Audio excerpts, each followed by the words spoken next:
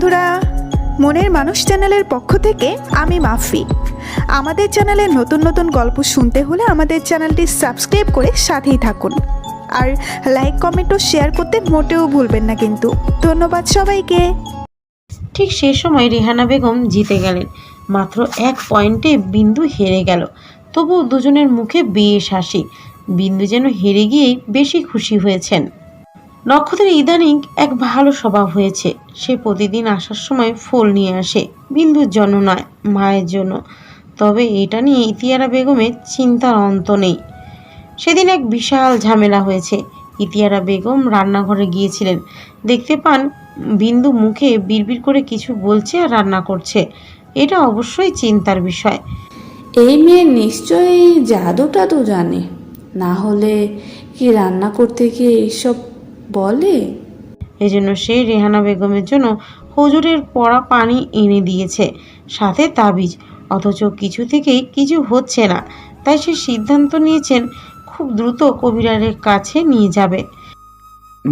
বাম দিকে, আরে না ডান দিকে, আর একটু নিচে, এই উপরে। কপট রাগ দেখিয়ে বিন্দু নক্ষত্রের সামনে এসে দাঁড়ালো। আমি পারবো না, আপনার পিঠ আপনি চুলকে নিন। নক্ষত্র হাত বাড়িয়ে বিন্দুকে তার কোলের কাছটায় বসিয়ে ঘাড়ে থুতনি রেখে বলল, তুমি এমন কেন? কেন? অনেক ভালো, কোনোদিন বলা হয়নি, তবে তুমি সত্যি ভালো। আমার কোনো রূপ নেই, কোনো গুণ নেই, সংসার আমাকে আঁকড়ে ধরতেই হবে। এটাই আমার পরিচয়, আপনার স্ত্রী। যদি আমি বলি নিজের পরিচয় বানিয়ে নাও?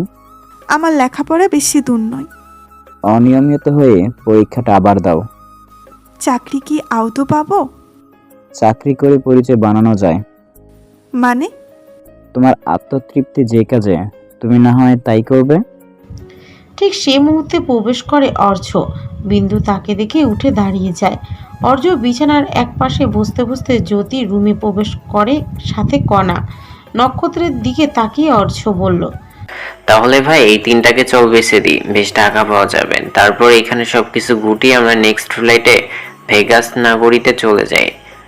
সাথে থাকবে তোর প্রিয় স্ত্রী রিমি, কি বলিস? জ্যোতি রাগ করে চলে যাচ্ছিল, কণা আটকে দিল।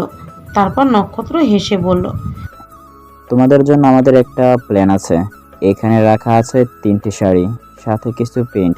বিন্দু, তোমার কাজ হবে এই শাড়িগুলোতে সুন্দর নকশা করা, আর বাকি দুজন হবে এই শাড়ির মডেল। বাদ বাকি কাজ আমাদের দুজনের। 3 দিন সময়। ঠিক 3 দিন পর দুটো শাড়ি তৈরি হবে। চতুর্থ দিনের দিন আমরা যাব ফটোশনে করতে। আর হ্যাঁ, বলা যায় ফ্যামিলি পিকনিক। নক্ষত্রের কথা শেষ হতে না হতেই রিমি এলো। সে এসে বলল, আমিও যাব তোমাদের সাথে। নক্ষত্র সহমত জানালেও এটা হয়তো তখনও জানতো না যে রিমি কত বড় সর্বনাশ হতে চলেছে তার ভবিষ্যৎ জীবনে। ওই কালিরে মেনে নিলি শেষ অবধি? রেহানা বেগমের দিকে তাকিয়ে প্রশ্ন করলেন ইতিয়ারা বেগম। হতাশায় নিমজ্জিত রেহানা বেগম তাকালেন তার দিকে। ও মেয়ে হিসেবে খারাপ নয়। নাতি নাতকুর কালো হবে ভেবেছিস? আল্লাহ যা দান করে। তেঁতুল যতই মিষ্টি হোক, তেঁতুল তেঁতুলই হয়। তুই আর আমি জানি তেঁতুলের আমাদের জন্য কত উপকার। প্রেশার হাই হলে আমরা ছুটি তেঁতুলের পেছনে। তাই আল্লাহ যদি তেঁতুল দান করে খুশি হয়, তো তেঁতুলি না হয় খুশি মনে গ্রহণ করব। ইতিরা বেগম অন্য কোনো কথা বললেন না, হনহনি হেঁটে চলে এলেন সেখান থেকে। রেহানা বেগম বাসায় ফিরলেন আরও কিছুক্ষণ পর। রাস্তায় হঠাৎ করে আজ সকাল সকাল ফল বিক্রেতাকে পেয়েছেন। ভাঙ্গি ফল দেখে খুশি মনে কিনে নিয়ে বাসায় ফিরলেন। সকালের নাস্তার টেবিলে ভাঙ্গি ফল দেখে অর্ঘ্য বলে উঠল, ভাঙ্গি খাইতে আলুর মতো, তরমুজ খাইতে পানি। মাইয়া এত নিষ্ঠুর আগে কি তা জানি? জ্যোতির দিকে তাকিয়ে মিচকে হাসি দিয়ে তার পাশে বসলো অর্ঘ্য। খাবার টেবিলে তখন বিন্দু, জ্যোতি, অর্ঘ্য, নক্ষত্র। তাদের কথা বলার বিষয় এখন রেমি। কেন যেন এই মেয়ের কথা উঠলেই আশেপাশে পোড়া পোড়া গন্ধ ভরে যায়। ভাই যাই বলিস, রেমিকে কাল জাস্ট ওয়াও লাগছে। অর্ঘ্যের কথায় সাই দিয়ে নক্ষত্র বলল, ওকে নিলে সব সময় মানায়। নক্ষত্র বিন্দুর হাত ধরতে চেষ্টা করে, অথচ বিন্দু হাত সরিয়ে নেয়। প্রশংসা করবে একজনের আর হাত ধরবে অন্যজনের, এ ভীষণ অন্যায়। বিন্দু সরে যাওয়ায় কপাল কুঁচকে নক্ষত্র তার দিকে তাকায়। বিন্দুর নাকের ডগায় বিন্দু বিন্দু ঘাম জমেছে। এটা তীব্র লক্ষণ বিন্দুর রেগে যাওয়ার। দাম্ভিকতার সাথে হেসে নক্ষত্র আবার বলল, জানিস রেমির হাত দুটো একদম নরম। ভাই ও নিজেই পুরোটা আটার বস্তার মতো নরম। এই সময় পিকনিকের প্ল্যান নিয়ে রেমি এসে হাজির। নক্ষত্রের পাশে চেয়ারে নয়, বিন্দুর পাশে চেয়ারে বসলো সে।